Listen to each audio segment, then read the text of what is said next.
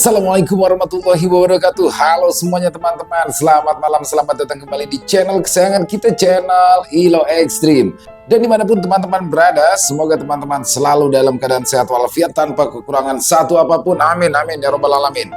Pada kesempatan yang baik ini kami akan membawakan satu kisah dari penulis favorit kita semua, yaitu Mas Untung Prasetyo. Wow, dan kisah ini ternyata kisah kemarin masih bersambung ya, dan ternyata kisah ini adalah sambungannya. Saya juga kaget ya, tiba-tiba Mas Untung kirimin lagi kisah yang mana kisah ini ada hubungannya dengan kisah kemarin, pesugihan batu jurik ya teman-teman ya. Dan endingnya ini keren banget. Buat teman-teman, sebelum kita masuk ke dalam kisahnya, buat yang baru bergabung silahkan diklik dulu tombol subscribe, jangan lupa lonceng notifikasinya dinyalakan agar teman-teman selalu mendapatkan notifikasi dari konten-konten yang akan kami upload di setiap harinya. Dan kami juga ingin mengucapkan terima kasih ya kepada seluruh teman-teman yang sudah selalu setia mendukung channel kami, yang sudah selalu hadir di setiap harinya, karena teman-temanlah kami selalu bersemangat berkarya di setiap harinya. Gak pakai berlama-lama, gak pakai berbahasa-basi lagi, langsung saja kita masuk ke dalam kisahnya. Mode horor. Lepas dari ikatan perjanjian iblis.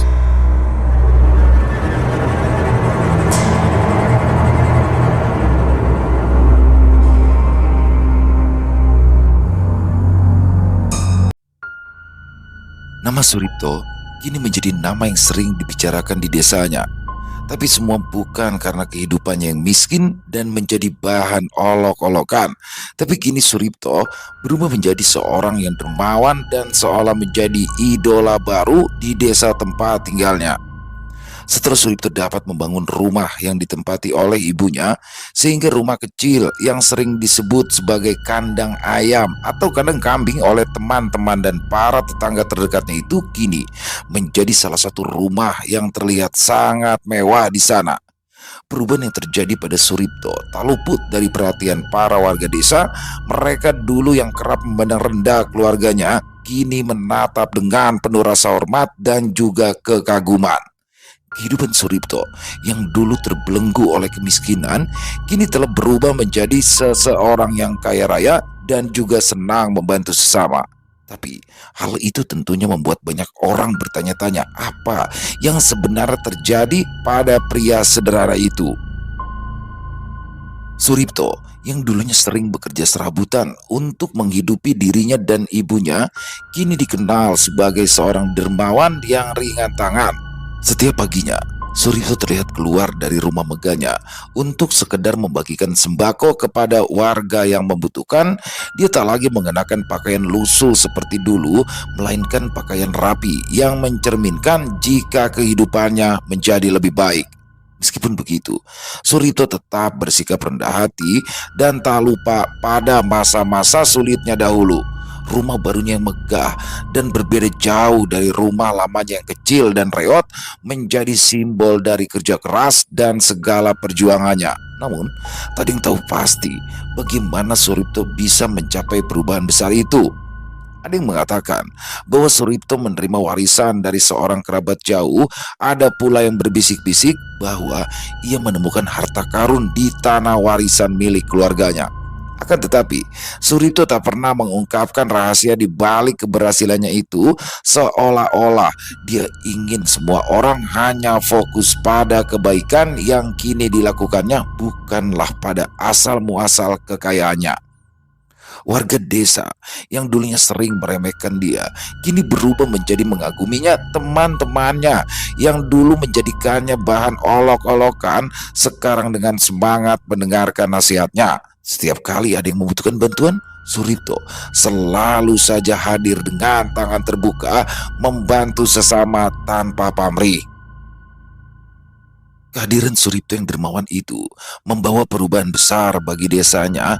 Kehidupan warga menjadi lebih baik karena bantuan yang terus mengalir dari Suripto tak hanya materi, dia juga memberikan motivasi serta dorongan bagi mereka yang tengah berjuang dalam kemiskinan. Nama Suripto pun semakin harum, bukan hanya karena kekayaannya, tapi karena hatinya yang tulus. Suripto yang dulunya kerap dianggap tak berarti, kini menjadi orang terpandang di desanya. Tak seorang pun yang menyangka bahwa pemuda sederhana itu akan menjadi seseorang yang dicintai di desanya. Kehidupan Suripto kini menjadi bukti bahwa di balik setiap kesulitan selalu ada jalan untuk menuju kebahagiaan, asalkan seseorang mau berusaha dan tetap berbuat baik. Meskipun warga desa tempat tinggal Suripto kini memandangnya sebagai sosok yang sangat luar biasa, tapi ada satu rahasia besar yang selalu disembunyikannya rapat-rapat. Sang ibu yang sekarang menikmati kenyamanan di rumah barunya seringkali meminta Suripto untuk membuka usaha di desa dan menetap di sana agar bisa selalu dekat dengan keluarga dan juga para tetangga. Namun Suripto selalu menolak dengan alasan-alasan yang dibuat-buat. Pada kenyataannya, Suripto tahu bahwa apa yang ia peroleh bukanlah hasil murni dari kerja kerasnya sendiri. Di balik kesuksesan dan juga kemewahan yang sekarang ia nikmati, ada campur tangan dari sosok makhluk gaib yang selama ini membantunya. Makhluk gaib yang menyerupai sosok perempuan yang mengalami kecelakaan di perlintasan kereta api itu menjadi sosok yang membantu usahanya berkembang pesat dalam kurun waktu yang sangat cepat. Sejak melakukan ritual perjanjian di Batu Jurik bersama Mang Dimin dan dipimpin oleh sang juru kunci yang bernama Wak Jalil, keberuntungan seolah-olah selalu berpihak kepadanya. Suripto sadar bahwa membuka usaha di desanya hanya akan membuatnya semakin sulit menutupi kenyataan yang sebenarnya. Dia khawatir jika sampai terlalu dekat dengan orang-orang di desa, maka rahasia gelapnya itu akan terbongkar. Dan karena itulah dia memilih untuk sering bepergian dan menjalankan bisnis di luar desa, bahkan di kota-kota jauh, yang membuatnya tak perlu berurusan terlalu sering dengan orang-orang yang mengenalnya sejak lama. Setiap kali sang ibu mendesaknya untuk menetap dan membuka usaha di desa, Suripto merasa hatinya semakin berat. Dia tak ingin mengecewakan ibunya, tetapi dia juga tahu bahwa menjalani kehidupan di desa dengan rahasia besar yang dipikulnya akan menjadi beban yang tak terelakkan. Dia sering berdalih bahwa bisnisnya lebih berkembang di luar desa dan bahwa ia melakukan semua itu demi kesejahteraan mereka bersama. Namun dalam hatinya, Suripto merasa terbelah antara keinginan untuk memenuhi harapan ibunya dan ketakutan akan terbongkarnya rahasia yang bisa menghancurkan semua yang telah ia bangun. Tahun-tahun berlalu sejak kehidupan Suripto berubah drastis, membawa kekayaan dan kenyamanan yang tak pernah dibayangkannya sebelumnya. Namun di balik semua kemewahan itu, mulai muncul rasa gelisah yang semakin hari semakin menghantui-nya. Suripto mulai merasakan kehadiran sesuatu yang aneh, seolah-olah ada sosok yang selalu mengawasinya dari balik bayangan. Sosok itu tak kasat mata, tetapi keberadaannya begitu nyata dan membuat Suripto mulai merasa tidak nyaman. Malam-malam Suripto yang dahulu dipenuhi dengan ketenangan dan tidur-tidur yang nyenyak kini berubah menjadi malam-malam yang dipenuhi dengan kecemasan. Dia sering terjaga di tengah malam dengan perasaan seolah-olah ada sesuatu di kamar bersamanya. Kadang ia merasakan hawa dingin yang menyelimuti tubuhnya atau mendengar suara-suara aneh yang samar-samar terdengar di telinganya seperti bisikan dari dunia lain. Padahal Suripto tak pernah melupakan ritual yang telah disepakati, yaitu di setiap malam Selasa Kliwon dia dan juga Mang Dimin selalu menyembelih seekor ayam jantan putih sebagai bagian dari perjanjian dengan makhluk gaib itu. Ritual itu selalu dilakukan dengan penuh kehati-hatian di sebuah ruangan tersembunyi yang tidak diketahui siapapun. Namun, meski Suripto taat menjalankan ritual tersebut, rasa tidak nyaman itu kini mulai sering muncul. Dia mulai merasa kehadiran makhluk itu tidak hanya sebagai sekedar pengingat perjanjian, tetapi seolah-olah makhluk itu semakin mendekat dan semakin menuntut sesuatu dari dirinya. Suripto mulai merasa jika ada yang salah, tetapi dia tidak tahu apa yang sebenarnya terjadi. Pernah suatu malam, Saat ia tengah mempersiapkan ritual, bayangan gelap melintas cepat di sudut matanya, membuat jantungnya berdebar kencang. Dia pun mencoba meyakinkan dirinya bahwa itu hanyalah imajinasinya semata, tetapi rasa takut yang merayap di dadanya berkata sebaliknya. Hari demi hari, Surito pun semakin diselimuti kecemasan. Pikirannya selalu dihantui oleh perasaan bahwa ada sesuatu yang terus mengintai, menunggu waktu yang tepat untuk menuntut lebih darinya. Meski dia terus berusaha bersikap tenang, tapi di dalam dirinya, Surito merasa seperti sedang berjalan di atas tali yang semakin tipis dan rapuh. Surito pun mulai menceritakan tentang apa yang dialaminya itu kepada Mang Dimin, yang selama ini terus menemaninya dengan setia. Dan Mang Dimin mengajak Surito untuk mengunjungi ke rumah Wajalil. Karena memang sudah hampir 1 tahun belakangan ini mereka tidak menemuinya, kegelisahan yang semakin hari semakin mencekam di hati Surito akhirnya membuat Surito menceritakan apa yang sedang dirasakannya kepada Mang Dimin. Mang Dimin adalah seorang yang selalu setia di samping Suripto sejak masa-masa sulit hingga saat ini. Ketika Suripto berada di puncak kejayaannya, meskipun tak banyak bicara, Mang Dimin adalah teman yang selalu dapat diandalkan. Suatu malam, setelah tidak mampu lagi menahan rasa takut dan juga cemas yang menghantuinya, Suripto mengajak Mang Dimin untuk duduk-duduk di beranda rumahnya. Angin malam berhembus pelan, membawa serta rasa dingin yang meresap ke tulang. Dengan suara pelan namun penuh ketegangan, Suripto mulai menceritakan semua yang dialaminya, tentang perjanjian dengan makhluk gaib dan juga tentang ritual yang harus ia lakukan setiap malam Selasa Kliwon. Mang Dimin mendengarkan dengan seksama. Tak sekalipun ia menyela cerita dari Suripto, wajahnya yang biasa tenang kini mulai sedikit berubah, menunjukkan keprihatinan yang mendalam. Setelah Suripto selesai bercerita, Mang Dimin terdiam sejenak, merenung dalam keheningan malam. Sepertinya kita harus segera pergi ke rumah Wajalil, Sur. Karena sudah hampir 1 tahun belakangan ini kita teh nggak kesana, ujar Mang Dimin yang membuat Suripto menganggukkan kepalanya. Perjalanan menuju ke rumah Wajalil kali ini terasa berbeda dari biasanya. Jika dulu Suripto dan Mang Dimin selalu menempuh perjalanan ke desa tempat Wajalil tinggal dengan menggunakan kendaraan umum, berdesakan bersama penumpang lain dan menyusuri jalanan berdebu dan penuh lubang. Namun keadaan kini telah berubah. Dengan kekayaan yang dimilikinya, Suripto tidak lagi perlu bergantung pada alat transportasi umum. Dia kini memiliki sebuah mobil minibus berwarna hitam yang kerap membawanya berkeliling kemanapun ia inginkan. Akan tetapi, meski memiliki kendaraan pribadi, perjalanan untuk menuju ke rumah Wajalil tetap tidak semudah yang dibayangkan. Jalanan desa yang sempit dan terjal tidak memungkinkan minibus itu untuk mencapai tujuan akhir mereka. Setelah berkendara sejauh mungkin, Suripto dan Mang Dimin akhirnya harus memarkirkan mobil mereka di pinggir jalanan desa, tempat di mana jalan aspal berubah menjadi jalan setapak yang hanya bisa dilalui dengan berjalan kaki.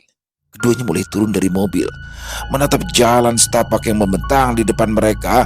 Jalanan itu membelah hamparan pepohonan lebat dengan tanah yang sedikit berlumpur akibat hujan beberapa hari sebelumnya. Angin sore berhembus sepoi-sepoi, membawa serta aroma tanah basah dan dedaunan. Suasana hening, hanya terdengar kicauan burung dan sesekali gemerisik dedaunan yang bergesekan. Suripto menatap Mang Dimin yang berjalan di sampingnya.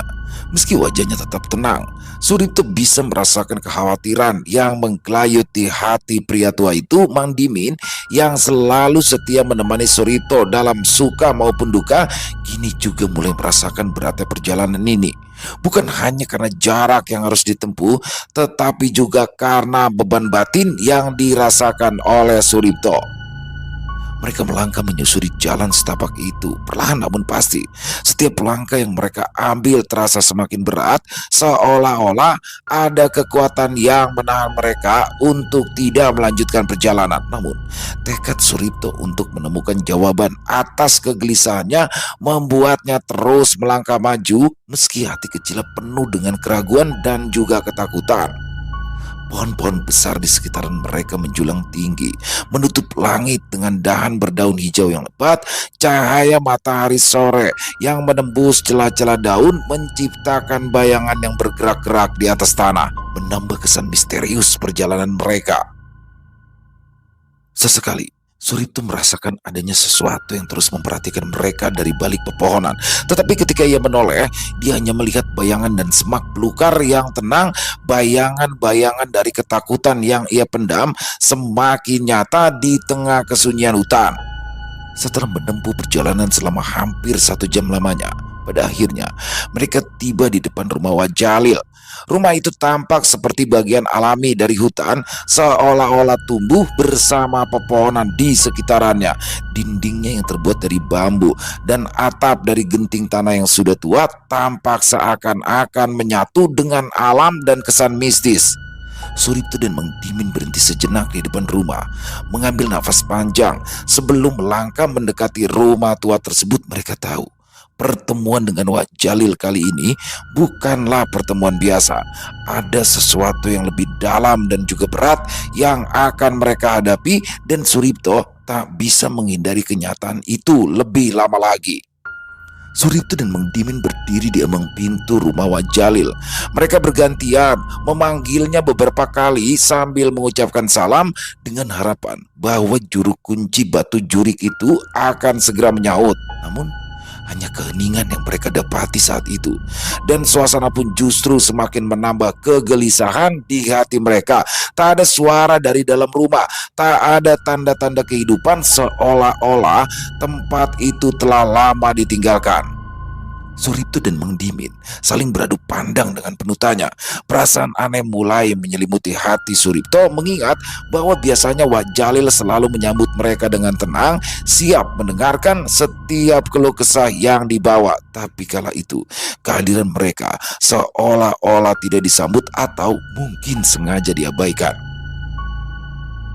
Dalam kebingungan itu, seorang pria tua dengan tubuh kurus datang menghampiri Suripto dan juga Mang Dimin. Ya, pria itu adalah tetangga terdekat dari Wak Jalil yang merupakan seseorang yang selama ini jarang mereka perhatikan, namun selalu ada di sekitaran rumah sang juru kunci tersebut.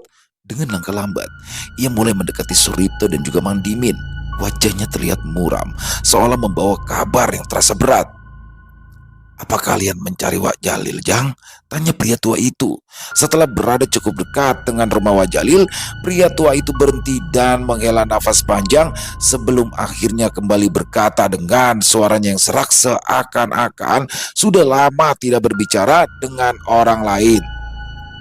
"Ya Pak, kami ingin bertemu dengan Wak Jalil," balas Suripto dan Mang Dimin seraya menganggukkan kepalanya. "Wak Jalil teh sudah tidak ada di sini lagi, Jang.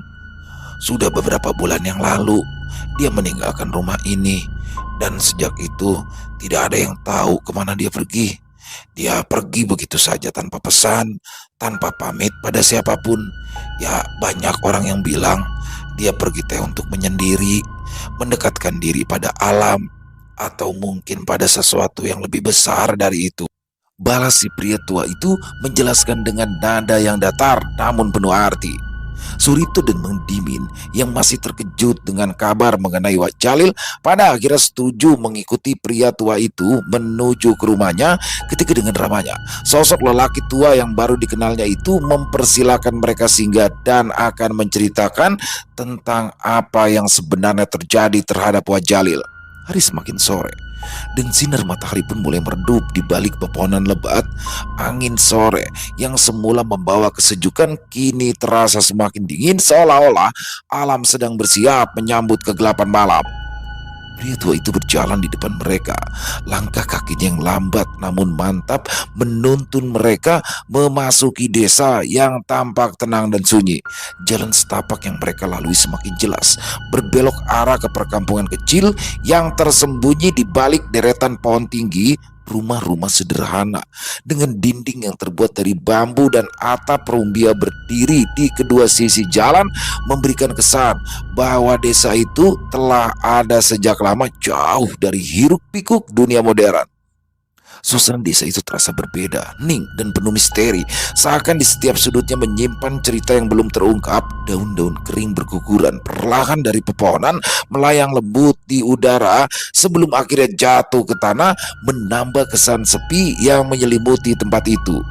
Di beberapa rumah, terlihat asap tipis mengepul dari dapur, menandakan bahwa penduduk desa sedang mempersiapkan makan malam. Namun tak ada suara riuh rendah atau tawa anak-anak yang biasanya terdengar di desa-desa lain. Semuanya terasa tenang dan juga sunyi kecuali suara langkah kaki mereka yang bergema pelan di jalan setapak.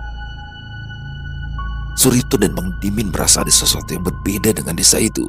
Sesuatu yang membuat mereka merasa asing meskipun mereka sudah sering melewatinya saat mengunjungi rumah Wak Jalil di masa lalu. Mungkin itu karena keadaan hati mereka yang penuh kecemasan, atau mungkin ada aura lain yang menyelimuti tempat itu yang baru mereka sadari sekarang. Keduanya pun terus mengikuti pria tua itu dengan hati-hati, seolah-olah setiap langkah membawa mereka lebih dalam ke dalam misteri yang menyelubungi desa dan kepergian Wak Jalil.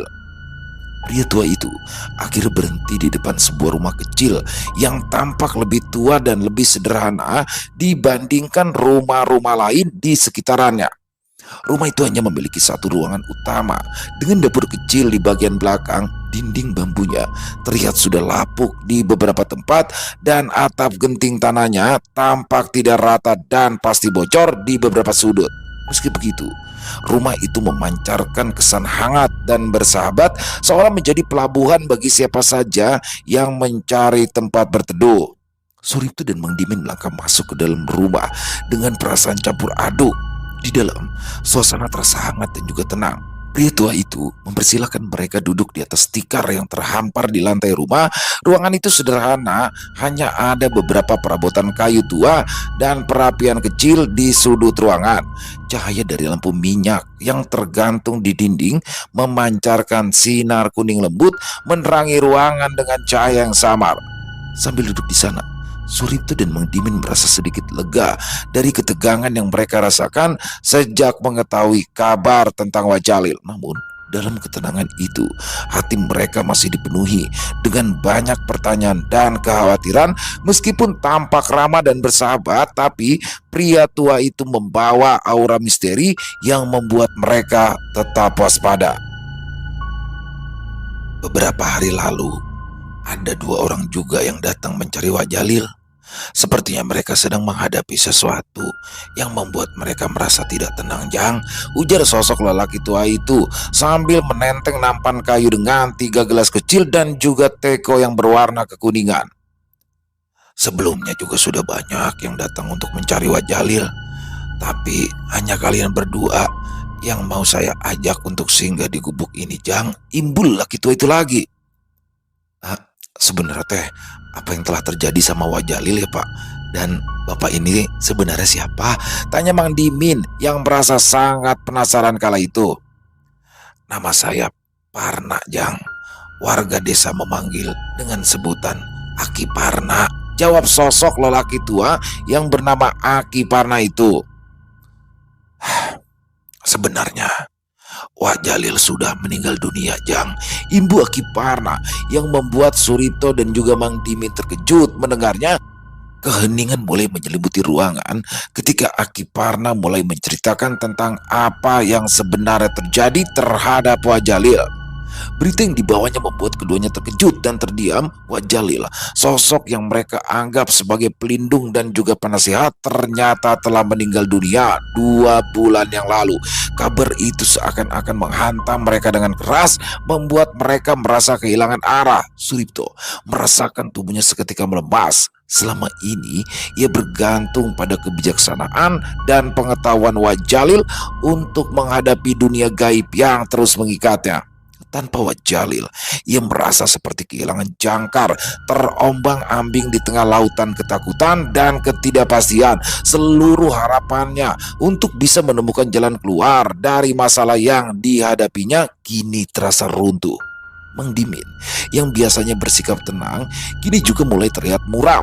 Wajahnya yang selalu penuh keyakinan kini nampak lesu. Dia tahu bahwa kehilangan Wak Jalil adalah pukulan berat bagi mereka berdua. Wak Jalil bukan hanya sekedar juru kunci, tapi dia adalah satu-satunya orang yang paham, yang memahami sepenuhnya apa yang terjadi pada Suripto. Dan kini sosok itu telah tiada. Akiparna melanjutkan ceritanya dengan wajah yang penuh rasa hormat terhadap mendiang Wak Jalil. Ia menjelaskan bagaimana proses kematian Wak Jalil yang telah meninggalkan kekosongan besar di desa dan bagaimana warga desa berusaha menjalani hari-hari tanpa kehadirannya. Walaupun Akiparna berbicara dengan tenang, perasaan duka mendalam yang dirasakan warga desa, terutama mereka yang sering bergantung pada nasihat Wak Jalil, jelas terasa. Dalam keheningan yang mencekam itu, Suripto mulai merasakan beban yang lebih berat daripada sebelumnya. Kehilangan Wak Jalil bukan hanya kehilangan orang tua baginya, tapi juga hilangnya harapan terakhir untuk memahami dan melepaskan diri dari perjanjian gaib yang telah mengubah hidupnya. Meskipun hati kecil mencoba mencari secercah harapan, kenyataan bahwa Wak Jalil telah meninggal membuatnya merasa putus asa. Di luar, malam semakin gelap dan bayang-bayang dari pepohonan di sekitaran rumah Akiparna tampak semakin pekat. Angin malam yang dingin menyusup masuk melalui celah-celah dinding bambu, menambah kesan dingin yang sudah menyelimuti hati Suripto dan juga Mang Dimin. Kabar kepergian dari Wak Jalil telah membawa mereka pada titik balik yang tak terduga dalam perjalanan mereka. Suripto yang tadinya datang ke desa itu dengan harapan untuk menemukan jawaban, kini harus menghadapi kenyataan pahit bahwa jawaban itu mungkin tidak akan pernah ia dapatkan, dan dia harus mencari orang yang mengerti untuk menghadapi apa yang akan datang, apa yang akan menimpa dirinya tanpa bimbingan dari orang yang selama ini ia andalkan. Di dalam keheningannya itu, Suripto menyadari bahwa perjalanannya belumlah berakhir. Meski Wak Jalil telah tiada, dia harus melanjutkan kehidupannya entah dengan cara apa, tapi dia harus bisa menemukan jalan untuk menuntaskan perjanjian gaib yang telah mengikatnya. Suripto tahu bahwa malam itu adalah awal dari perjuangan baru yang mungkin lebih berat dan juga lebih berbahaya daripada apa yang pernah ia bayangkan sebelumnya. Setelah kembali ke kota, Suripto dan Mang Dimin pun melanjutkan rutinitas sehari-hari mereka seperti biasa. Meskipun rasa cemas dan ketidakpastian masih terus menghantui mereka, suasana kota yang ramai dan penuh kehidupan kontras dengan kesunyian dan ketegangan yang dirasakan oleh Suripto. Setiap harinya, Suripto berusaha untuk terlihat tenang dan tidak terganggu atas bayang-bayang makhluk tak kasat mata yang terus mengikutinya. Namun dalam hatinya, dia merasa seperti ada sesuatu yang selalu mengintai dan menunggu saat yang tepat untuk menyerang. Aktivitasnya di kota kembali berjalan seperti biasa. Suripto mulai melakukan pertemuan bisnis, mengatur keuangan, dan menjalani aktivitas sehari-hari lainnya. Namun dia merasa tertekan, seolah-olah setiap langkah yang diambilnya di kota ini terasa terhambat oleh sesuatu yang tidak bisa ia lihat namun sangat nyata. Bayang-bayang tentang kehadiran makhluk gaib yang tak kasat mata itu mulai mengganggu ketenangannya, membuatnya sulit untuk berkonsentrasi pada pekerjaan dan hubungan sosialnya. Di tengah kesibukan, Suripto terus mencari cara untuk bisa melepaskan diri dari pengaruh makhluk tersebut. Dia mulai menemui berbagai ahli spiritual, dukun, dan juga paranormal yang dikenal di kota. Setiap kali ia mendatangi seseorang, ia merasa harapan dan keyakinan baru. Namun seringkali dia pulang dengan tangan kosong, mendapatkan nasihat yang tidak memuaskan atau solusi sementara. Sementara itu, Mang Dimin yang setia menemani Suripto juga ikut mencari bantuan. Dia mulai mencari informasi yang mungkin saja dapat membantu Suripto. Meskipun Mang Dimin tampaknya lebih tenang di luar, dia juga merasakan beratnya beban yang ditanggung oleh Suripto. Keduanya pun bekerja sama, berusaha mengumpulkan sebanyak mungkin informasi tentang cara mengatasi makhluk gaib dan mencari solusi yang mungkin belum pernah mereka pertimbangkan. Hari demi hari berlalu dengan penuh kegelisahan. Suripto mulai merasakan dampak dari ketegangan yang terus-menerus menghantuinya, mimpi-mimpi buruk mulai menghantuinya, dan perasaan cemas yang terus-menerus membuatnya semakin lelah dan mudah marah. Setiap kali dia merasa makhluk tersebut semakin mendekat, dia mencoba melakukan berbagai ritual atau upaya perlindungan yang ia pelajari, tetapi seringkali hasilnya tidak sesuai dengan apa yang diharapkan. Seiring berjalannya waktu, masalah yang dihadapi Suripto pun semakin memburuk. Usaha-usaha yang dimilikinya yang sebelumnya berkembang dengan pesat kini mulai mengalami penurunan yang sangat drastis. Meskipun Mang Dimin dan Mas Marno bersama dengan teman-teman mereka berusaha sekuat tenaga untuk mengelola dan menyelamatkan usaha-usaha tersebut, tapi hasilnya tidak sesuai dengan harapan. Setiap aspek dari bisnis Suripto tampaknya terkena dampak negatif serta pendapatan menurun, pelanggan berkurang, dan biaya operasional semakin meningkat. Kegagalan bisnis yang terus berlanjut membawa dampak yang besar pada kesehatan mental dan emosional Suripto. Mimpi-mimpi buruk yang sebelumnya hanya menghantui tidurnya kini mulai terasa semakin nyata. Perasaan tidak nyaman dan ketakutan yang dirasakannya dalam mimpi mulai mempengaruhi kehidupan sehari-harinya.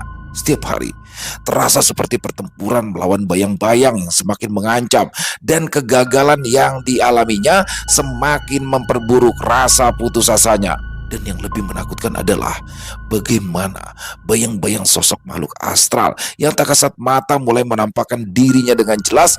Apa yang dulunya hanya terasa sebagai kehadiran yang samar, kini mulai berubah menjadi sesuatu yang lebih nyata dan sangat menakutkan.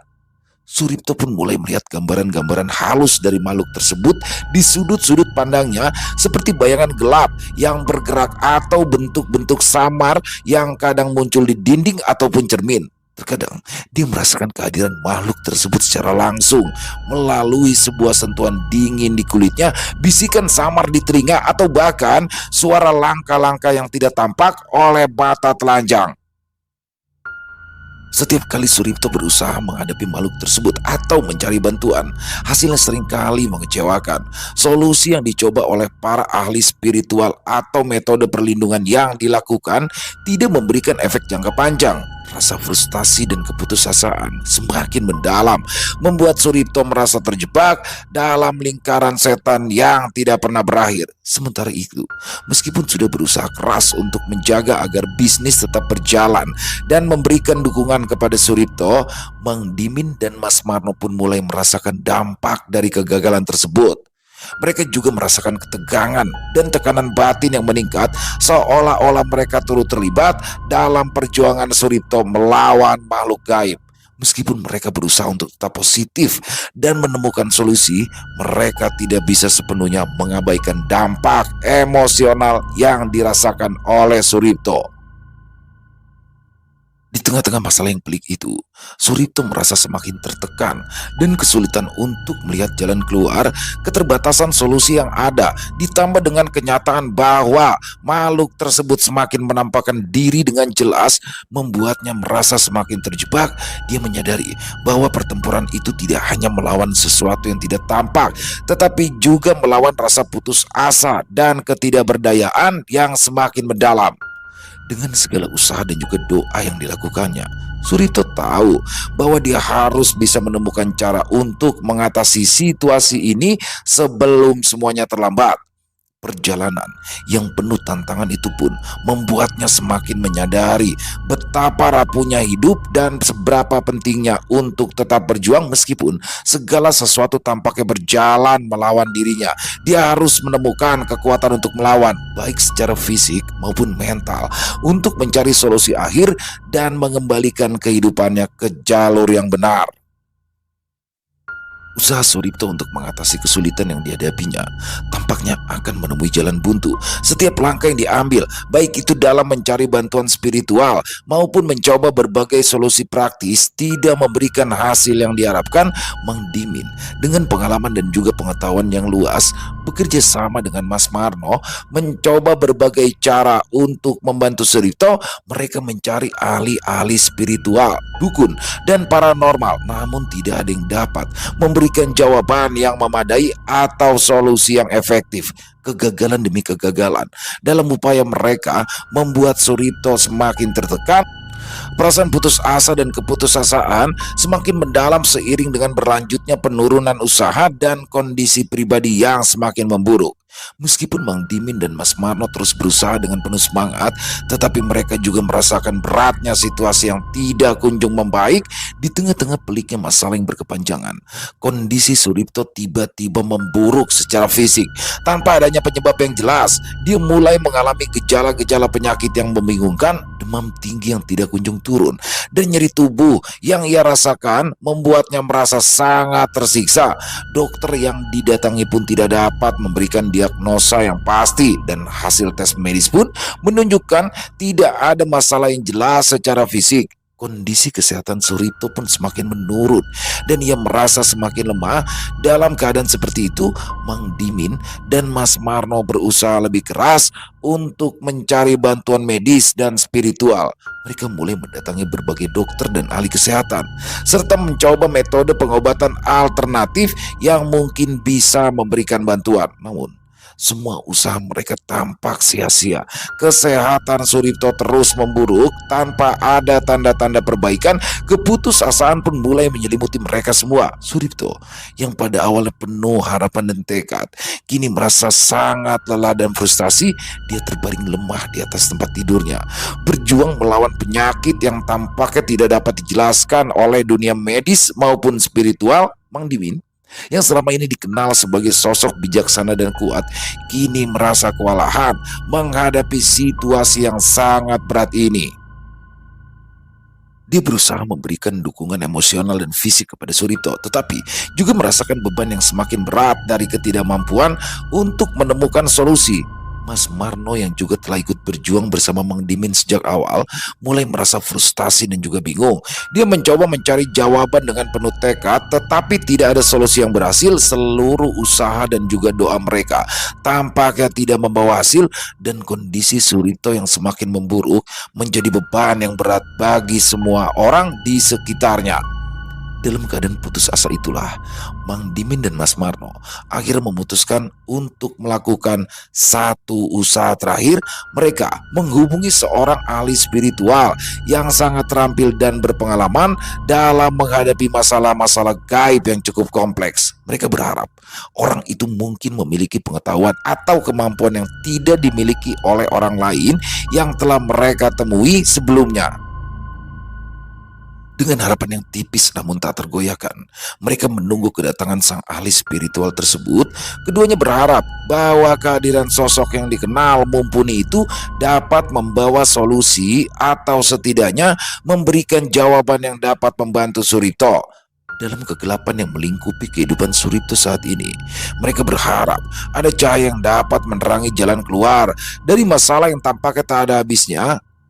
Kedatangan Mbah Mingin bersama Heru, teman dari Mas Marno, pun membawa sedikit harapan baru bagi Suripto dan Mang Dimin. Mbah Mingin, seorang lelaki tua dengan rambut yang telah dipenuhi uban itu, terkenal memiliki reputasi sebagai seorang ahli spiritual yang memiliki pengalaman luas dalam menangani masalah-masalah gaib. Saat Mbah Mingin memasuki rumah yang ditempati oleh Suripto, ia langsung merasakan aura negatif yang kental menyelimuti tempat tersebut.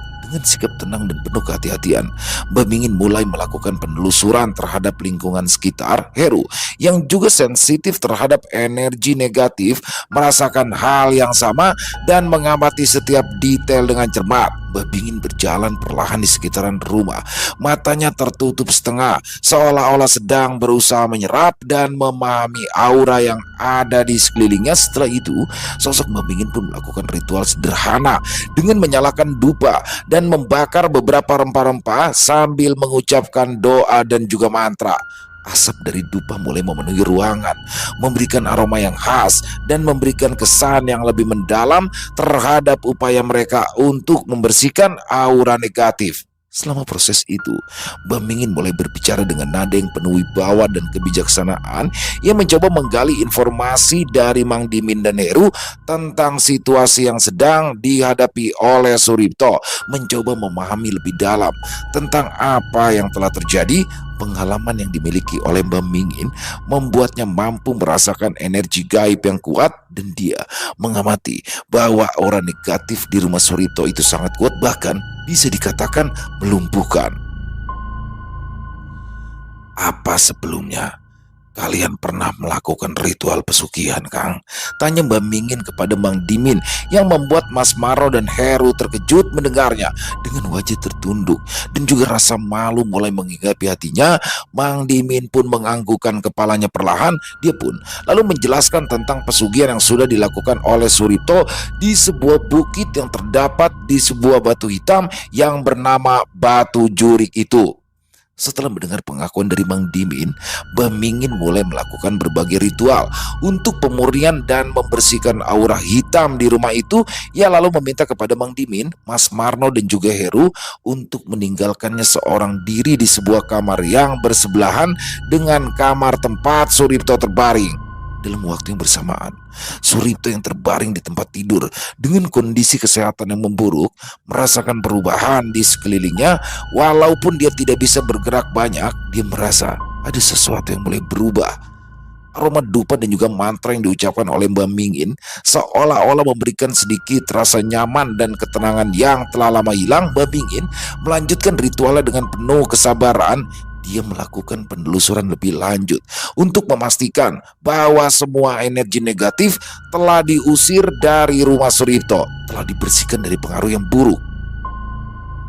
Dia juga berbicara dengan Suripto secara langsung, mencoba untuk memberikan dukungan spiritual dan moral. Dengan pengetahuan dan keahliannya, Mbah Mingin mencoba untuk menyeimbangkan energi dari rumah tersebut dan memberikan harapan baru bagi Suripto. Heru juga memainkan perannya dengan menjaga agar suasana tetap kondusif dan membantu Mbah Mingin dalam proses pembersihan. Dia berusaha memastikan bahwa semua tindakan dilakukan dengan benar dan sesuai dengan keahlian yang mereka miliki. Dengan upaya yang dilakukan oleh Mbah Mingin dan juga Heru, ada harapan baru bagi Suripto dan juga Bang Dimin. Mereka berharap bahwa pembersihan aura dan ritual yang dilakukan dapat membawa perubahan positif dan dapat membantu Suripto pulih dari kondisi yang mengganggu. Mbah Mingin pun kemudian menjelaskan apa yang harus dilakukan oleh Suripto, karena hanya ada satu cara untuk dapat terbebas dari jerat makhluk gaib yang kala itu sedang mengincarnya.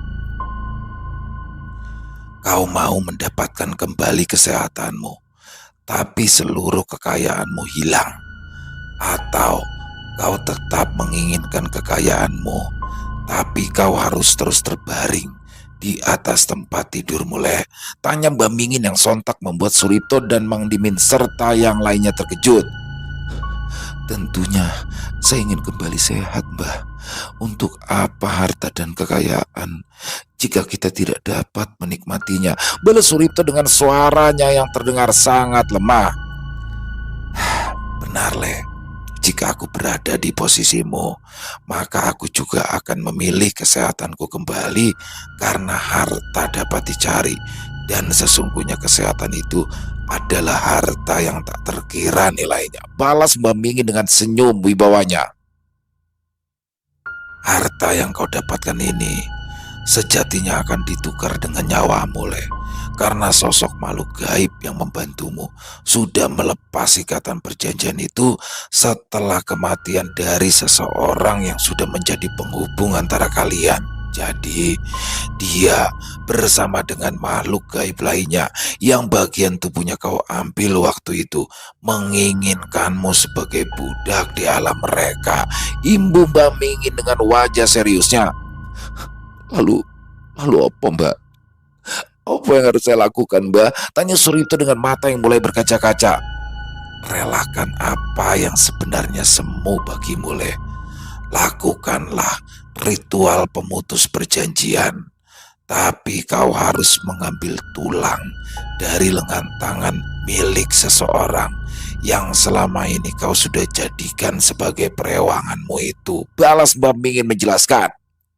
Dengan penuh harapan dan juga tekad, Suripto beserta Mang Dimin pun lalu memutuskan untuk menuruti nasihat Mbah Mingin.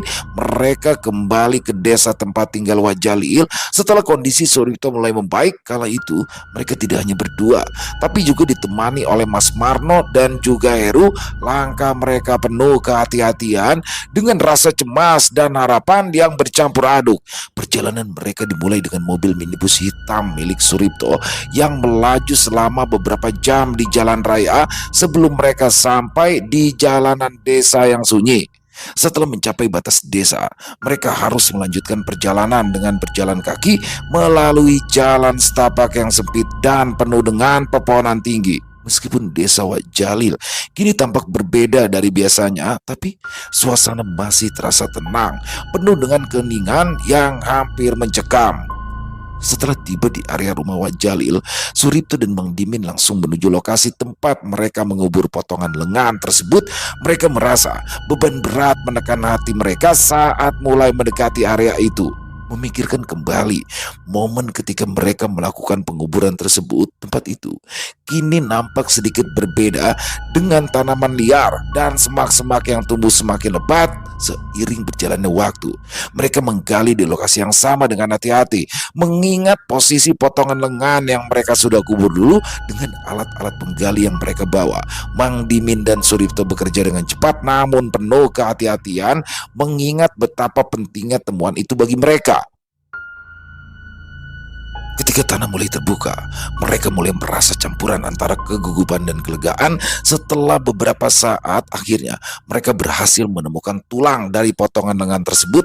Meskipun sudah tertutup tanah selama beberapa waktu, tulang dari potongan lengan itu masih dalam keadaan baik. Suripto dan Mang Dimin berhati-hati saat mengeluarkannya, memastikan agar tidak merusak tulang dari lengan manusia itu. Setelah membungkus tulang tersebut dengan kain putih, mereka pun segera menutup galian tanah tempat lengan tersebut dikubur, dan setelahnya mereka pun langsung pergi meninggalkan rumah tua milik Wajalil yang sudah lama tidak dihuni itu. Sesampainya di rumah Mbah Mingin, Suripto dan Mang Dimin dengan hati-hati meletakkan potongan tulang tersebut di meja yang telah disiapkan. Mbah Mingin mulai memeriksa tulang itu dengan seksama, merasakan energi dan aura yang masih mungkin melekat pada benda tersebut. Dan dengan keahlian serta pengalaman yang dimilikinya, Mbah Mingin memulai proses ritual yang diperlukan untuk memutus perjanjian pesugihan itu. Langkah pertama yang diambil oleh Mbah Mingin menyalakan dupa dan membakar rempah-rempah tertentu sambil mengucapkan doa-doa dan mantra untuk membersihkan energi negatif. Asap dari dupa dan rempah-rempah mulai memenuhi ruangan, memberikan aroma yang khas dan membantu menciptakan suasana spiritual yang tenang. Dengan hati-hati, Mbah Mingin melakukan ritual pembersihan dan pembebasan terhadap potongan tulang tersebut. Ritual itu melibatkan pengaturan energi positif, doa khusus, dan penggunaan simbol-simbol spiritual untuk menghilangkan kekuatan negatif. Mbah Mingin bekerja dengan penuh ketelitian, memastikan bahwa setiap langkah yang dilakukannya sudah benar untuk memastikan keberhasilan. Selama proses ritual yang dilakukan oleh Mbah Mingin, suasana di ruangan yang pada awalnya tenang dan penuh kehangatan itu tiba-tiba saja berubah menjadi tegang tanpa ada tanda-tanda sebelumnya. Tubuh Suripto mulai merasakan perubahan yang mencurigakan. Dia merasakan panas yang menyebar dengan cepat, mulai dari dalam tubuhnya hingga keluar. Rasa panas itu semakin terasa hingga membuatnya merintih sambil terus menggeliat. Tidak hanya panas, Suripto juga mengalami sensasi yang menyakitkan di bagian lehernya. Rasa sakit tersebut terasa seperti tercekik dan seolah-olah ada sesuatu yang menekan tenggorokannya dengan keras. Suripto berusaha untuk tetap tenang dan tidak menunjukkan rasa sakitnya, namun ekspresi wajahnya jelas menunjukkan jika dia merasa sangat tidak nyaman. Mang Dimin, Mas Marno, dan Heru yang berada di sekitar Suripto segera menyadari perubahan yang terjadi. Mereka merasa cemas dan mulai khawatir tentang apa yang terjadi. Mang Dimin dengan tenangnya mulai melakukan langkah-langkah untuk memastikan bahwa Suripto dalam keadaan aman. Sementara itu, Mas Marno dan Heru berusaha mencari cara untuk mengatasi situasi ini. Bemingin yang merasakan perubahan cepat di ruangan tempatnya segera mengalihkan perhatiannya kepada Suripto. Dia memahami bahwa rasa sakit yang dialami Suripto berasal dari sosok makhluk gaib yang mulai menyerangnya. Dengan segala keahlian dan pengetahuan yang dimilikinya, Bemingin pun mulai melakukan tindakan darurat untuk membantu Suripto. Ia menggunakan teknik-teknik spiritual untuk mencoba menetralkan energi negatif dan meredakan rasa panas serta rasa sakit yang dirasakan oleh Suripto. Bemingin mulai mengucapkan doa-doa tambahan dan melakukan gerakan-gerakan khusus demi mencoba memulihkan keseimbangan energi di dalam tubuh Suripto. Bemingin melanjutkan upayanya untuk meredakan ketegangan dan mengatasi gangguan yang mungkin ada dengan penuh konsentrasi. Ia menggunakan teknik penyembuhan spiritual dan memberikan instruksi kepada Suripto untuk mengikuti teknik pernapasan yang dapat membantu meredakan sensasi tercekik. Proses itu melibatkan komunikasi langsung dengan Suripto demi memastikan bahwa ia mengikuti instruksinya dengan benar. Dalam beberapa menit, situasi pun mulai mereda. Rasa panas dan rasa sakit di leher Suripto pun mulai berkurang, meskipun dia masih merasa lelah dan juga tidak nyaman. Setelah Mbah Mingin merasa yakin bahwa Suripto berada dalam kondisi yang lebih baik, dia pun mulai memberikan penjelasan mengenai apa yang telah terjadi.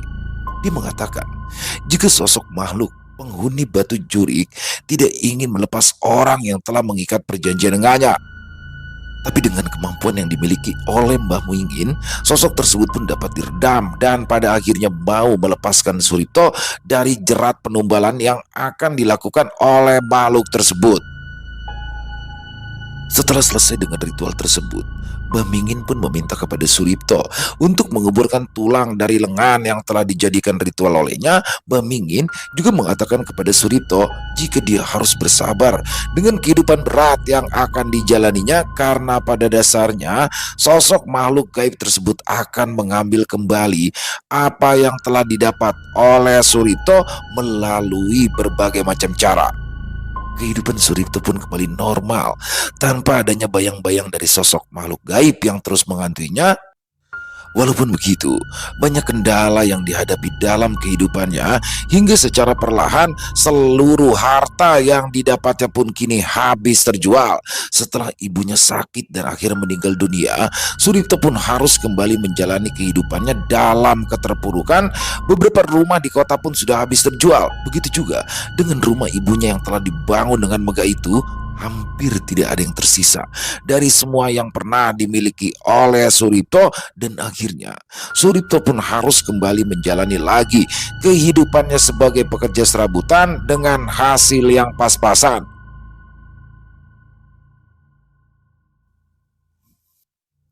Suripto pun sampai saat ini masih hidup lajang.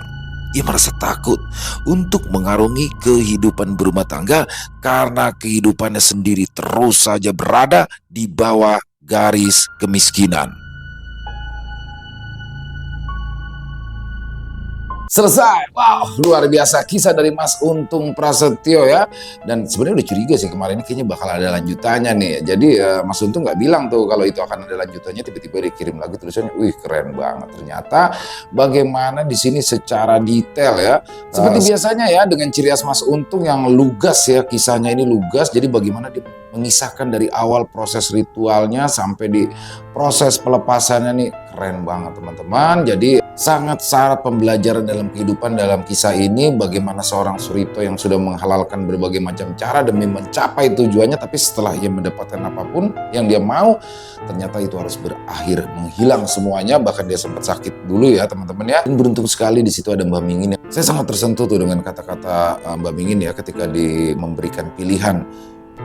Kamu ingin kesehatanmu kembali tapi harta-hartamu hilang, tapi apa? Kamu ingin tetap menjadi kaya, tapi kesehatan dia memburuk. Jadi ya dia pilih kesehatan. Jadi di sini bahwasanya kesehatan itu adalah segalanya. Memang uang itu menjamin kebahagiaan, tapi percayalah teman-teman, itu tidak selalu begitu, dan memang uang itu, duit itu menjadi salah satu faktor penunjang kebahagiaan, salah satu faktor ya. Jadi nggak selalu melulu masalah uang di situ. Terkadang kita, termasuk saya lah ya, sebagai pengingat juga bahwasanya bahwa kesehatan itu adalah bagian dari rizki juga. Jadi kalau bagi saya yang terpenting itu dalam hidup itu adalah bahagia ya. Jadi bahagia itu ya kita yang menciptakan rasa bahagia itu. Jadi luar biasa sekali, banyak makna kehidupan yang bisa kita ambil dalam kisah barusan. Dan semoga saja teman-teman para pecinta penikmat horor misteri dapat terhibur ya dengan kisah barusan, terutama para subscriber di channel Ilo Extreme. Dan silakan buat teman-teman mungkin yang punya komentar lain, yang mungkin punya pendapat lain, bisa dituliskan di dalam kolom komentar ataupun hanya sekedar saling menyapa. Insya Allah kami akan menjawabnya satu persatu. Buat teman-teman yang mungkin suka dengan videonya, dengan kisah yang bisa diklik tombol like atau tombol jempolnya. Dan buat teman-teman sekali lagi ya yang mungkin belum subscribe, yang lupa ya udah lama gabung tapi lupa belum subscribe, yuk diklik dulu tombol subscribe, jangan lupa lonceng notifikasinya dinyalakan agar teman-teman selalu mendapatkan notifikasi dari konten-konten yang akan kami upload di setiap harinya. Untuk channel Ilo Extreme kami upload setiap hari teman-teman ya, setiap jam 7 malam waktu Indonesia bagian Barat. Oh iya, buat teman-teman mungkin yang punya kisah horor misteri ya, apabila mungkin berkenan dibawakan di channel kami, silakan bisa mengirimkannya ke nomor telepon yang ada di bawah sini, dan bebas dalam bentuk tulisan boleh, dalam bentuk rekaman suara boleh, senyamannya teman-teman aja pokoknya. Buat teman-teman yang sudah mengirimkan kisah, kami ucapkan terima kasih. Dan di akhir kata, saya Ilo mengucapkan permohonan maaf apabila mungkin dalam pembawaan kisahnya barusan ada kata-kata saya yang salah ataupun ada kata-kata saya yang kurang berkenan. Saya mohon dibukakan pintu maaf yang seluas-luasnya. Sampai berjumpa lagi di konten-konten kami selanjutnya yang pasti tidak kalah ngerinya, yang pasti tidak kalah seramnya, masih bersama saya Ilo di channel Ilo Extreme. Salam sehat, sukses selalu untuk kita semua. Wassalamualaikum warahmatullahi wabarakatuh.